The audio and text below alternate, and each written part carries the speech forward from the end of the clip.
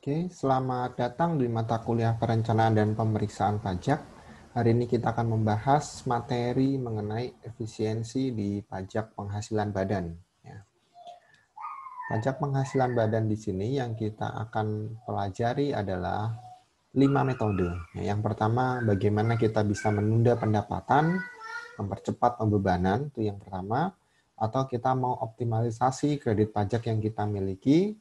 Yang ketiga, bisa juga dari sisi bunga pinjaman atau deposito yang kita mainkan.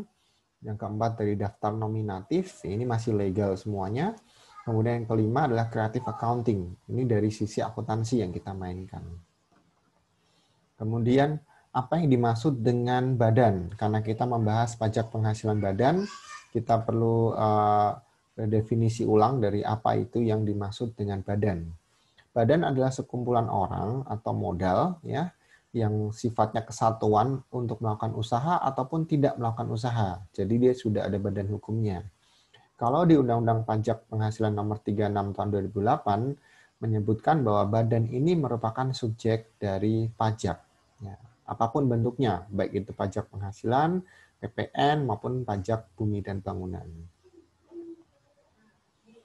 Nah, strategi yang pertama seperti apa? Kita bisa melakukan penundaan pendapatan atau mempercepat pembebanan.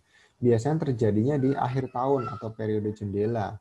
Misalnya premi asuransi, ya, kemudian premi pajak, PPh pasal 25 ya, atau cicilan pajak, maupun professional fee yang sebetulnya ditagihnya di Desember, tapi bisa kita laporkan di Januari.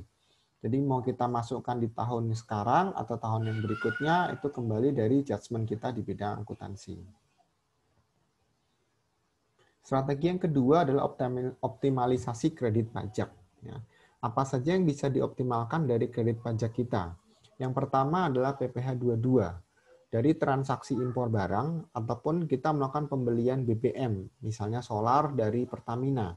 Kan pajaknya lebih kecil dibandingkan kita beli dari pihak yang ketiga. Atau juga bisa untuk dari PPh 23 untuk bunga non bank atau yang bukan dari bank, misalnya dividen gitu ya, dan juga royalti. PPh pasal 24 juga bisa dilakukan optimalisasi, membuat kredit pajak yang paling tinggi dari PPh yang dipotong di luar negeri, atau kita bisa mengatur cicilan PPh kita atau angsuran PPh pasal 25 setiap bulannya. Strategi yang ketiga adalah dari bunga pinjaman dan deposito. Nah, menurut ketentuan yang berlaku ya di PP nomor 31 tahun 2000, bunga deposito dipotong pajak finalnya 20%. Ini untuk ketentuan deposito berjangka ya. Sehingga untuk menempatkan dana kita bisa lakukan dalam bentuk rekening giro saja, bukan deposito ya, giro saja. Karena tidak ada bunganya, ya, tidak ada potongan pajaknya juga ya. Kemudian diarahkan ke instrumen keuangan bisa. Jadi keuntungannya atau profitnya itu kan dia fleksibel. Jadi enggak pajaknya juga lebih cenderung fleksibel. Atau lakukan deposito ke luar negeri, khususnya untuk negara-negara yang memiliki ketentuan tax haven countries. Ada juga yang dipinjamkan ke perusahaan afiliasi, jadi anak perusahaan ataupun perusahaan rekanan yang berada di luar negeri. Itu strategi yang ketiga. Strategi yang keempat adalah mengurangi beban pajak dengan cara membuat daftar nominatif. Ya. Untuk menghindari yang namanya koreksi fiskal positif, misalnya untuk biaya entertainment. Nah, biasanya harus membuat daftar nominatif ya, termasuk untuk biaya promosi. Nah, ini akan disesuaikan dengan format dari PMK nomor 2 tahun 2010 ya.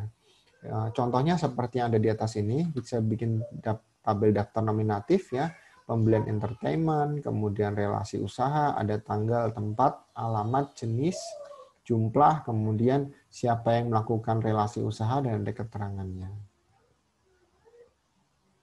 Strategi yang terakhir yang kelima adalah creative accounting. Apa yang dimaksud dengan creative accounting? Yaitu menyusun kebijakan akuntansi ya, dari akuntansinya dulu yang disesuaikan dengan kebijakan perpajakan. Kalau dalam mata kuliah kita sering mendengar akuntansi pajak. Nah, ini adalah salah satu bentuk dari creative accounting, di mana kita berpijak dari standar akuntansi, tetapi kita melakukan penyesuaian atas kebijakan perpajakan. Apa yang bisa kita lakukan? Ada 4. Ya. Yang pertama dari metode penilaian persediaan. Ya. Bukan pencatatan ya, penilaian persediaan. Jadi menurut pajak yang diakui adalah FIFO dan average. Ya. Jumlah angka tahun tidak ada. Jadi kita sebaiknya pilih metode yang bisa diakui di akuntansi maupun pajak. Sehingga nanti tidak perlu melakukan pembukuan berganda atau pencatatan ulang.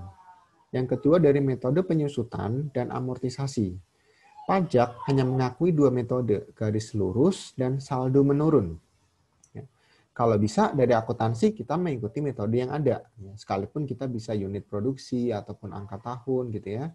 Namun untuk menyesuaikan dengan peraturan perpajakan, ada baiknya kita menyesuaikan juga kebijakan akuntansi kita dengan kepatuhan atau dengan peraturan perpajakan.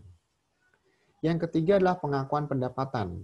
Diusahakan yang sifatnya monthly basis atau dari bulanan ataupun percentage of completion method. Jadi dari persentase pekerjaan yang selesai maupun dari kejadian-kejadian transaksi ekonomi yang membutuhkan waktu atau proses untuk penyelesaiannya.